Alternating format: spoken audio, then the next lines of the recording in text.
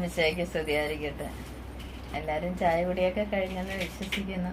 വചന വിരുന്നിലേക്ക് എല്ലാവരെയും സ്നേഹത്തോടെ സ്വാഗതം ചെയ്യുന്നു. 7-ാമത്തെ അധ്യായമാണ് വായിക്കേണ്ടത്. നമുക്ക് വായിക്കാം. വായിക്കുന്നതിന് മുന്നേ നമുക്ക് 1 മിനിറ്റ് പരിശുദ്ധാത്മാവിനോട് പ്രാർത്ഥിക്കാം. പരിശുദ്ധാത്മാവേ, ഞങ്ങളുടെ ബുദ്ധിയെ പ്രകാശിപ്പിക്കണമേ. ഞങ്ങൾ വായിക്കുന്ന വചനം ഞങ്ങളുടെ മനസ്സിൽ തട്ടുന്നതിനും അത് ശരിയായ രീതിയിൽ ഞങ്ങൾക്ക് മനസ്സിലാകുന്നതിനുള്ള കഴിവും പ്രാപ്തിയും തമ്മിൽ ഞങ്ങളെ അവിടുന്ന് അനുഗ്രഹിക്കണം. ജലപ്രളയം. കർത്താവ് നോഹയോട് അരുളി ചെയ്തു, നീയും കുടുംബവും പെട്ടകത്തിൽ പ്രവേശിക്കുക. ഈ തലമുറയിൽ നിന്നെ ഞാൻ നീതിമാനായി കണ്ടിരിക്കുന്നു. ഭൂമുഖത്ത് അവയുടെ വംശം നിലനിർത്താൻ വേണ്ടി ശുദ്ധിയുള്ള സർവ്വ മൃഗങ്ങളിലും നിന്ന് ആണും പെണ്ണുമായി 7 ജോഡിയും, ശുദ്ധിയില്ലാത്ത മൃഗങ്ങളിൽ നിന്ന് ആണും പെണ്ണുമായി 1 ജോഡിയും, ആകാശത്തിലെ പറവകളിൽ നിന്ന് പൂവനും പിടയുമായി 7 ജോഡിയും കൂടെ കൊണ്ടുപോകും. 7 ദിവസവും കൂടി കഴിഞ്ഞാൽ 40 രാവും 40 പകലും ഭൂതലത്തെല്ലാം ഞാൻ മഴ പെയ്യിക്കും. ഞാൻ സൃഷ്ടിച്ച സകല ജീവജാലങ്ങളെയും ഭൂതലത്തിൽ നിന്ന് തുടച്ചു മാറ്റും. കർത്താവ് കൽപ്പിച്ചതെല്ലാം നോഹ ചെയ്തു.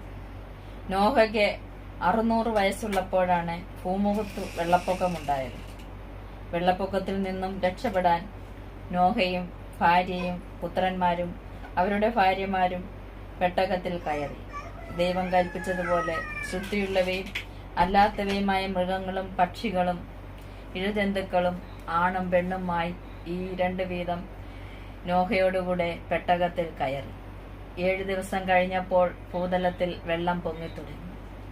നോഹയുടെ ജീവിതത്തിന്റെ 600-ാം വർഷം 2-ാം മാസം 17-ാം ദിവസം അഗാധങ്ങളിൽ ഉറവകൾ പൊട്ടിയൊഴുകി. ആകാശത്തിന്റെ ജാലകങ്ങൾ തുറന്നു. 40 രാവും 40 പകലും മഴ പെയ്തുകൊണ്ടിരുന്നു. അന്നു തന്നെ നോഹയും ഭാര്യയും അവന്റെ പുത്രന്മാരായ ഷേം, ഹാം, യാഫത്ത് എന്നിവരും അവരുടെ ഭാര്യമാരും പെട്ടകത്തിൽ കയറി.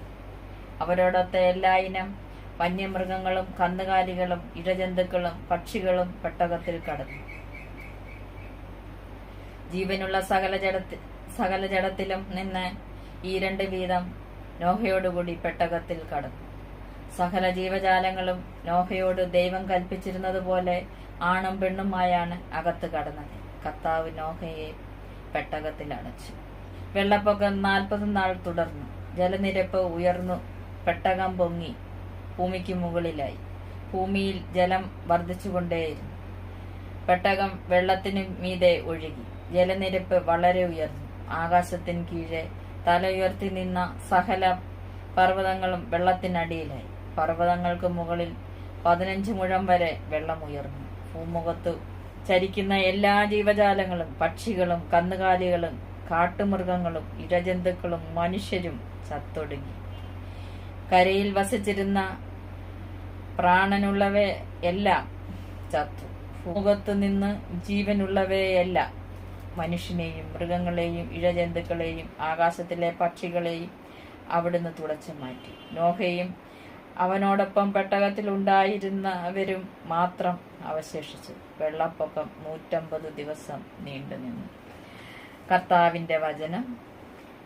ദൈവത്തിന് നന്ദി. അപ്പം 7-ാമത്തെ അധ്യായം ഇത്രയേ ഉള്ളൂ. വായിക്കുക, ഷെയർ ചെയ്യുക, സബ്സ്ക്രൈബ് ചെയ്യുക. പിന്നെ ഈ കമന്റുകൾ പറയാൻ ആഗ്രഹിക്കുന്നവർക്ക് പറയാൻ. ഞാൻ വായിക്കുന്നത് കേൾക്കുന്നുണ്ടോ, അത് ഇനി എങ്ങനെയെങ്കിലും നല്ല രീതിയിൽ വായിക്കണമെന്ന് മനസ്സിൽ തോന്നുന്നുണ്ടെങ്കിൽ പറയാം. ആരും മടിയൊന്നും വിചാരിക്കണ്ട. ദൈവത്തിന് നന്ദി.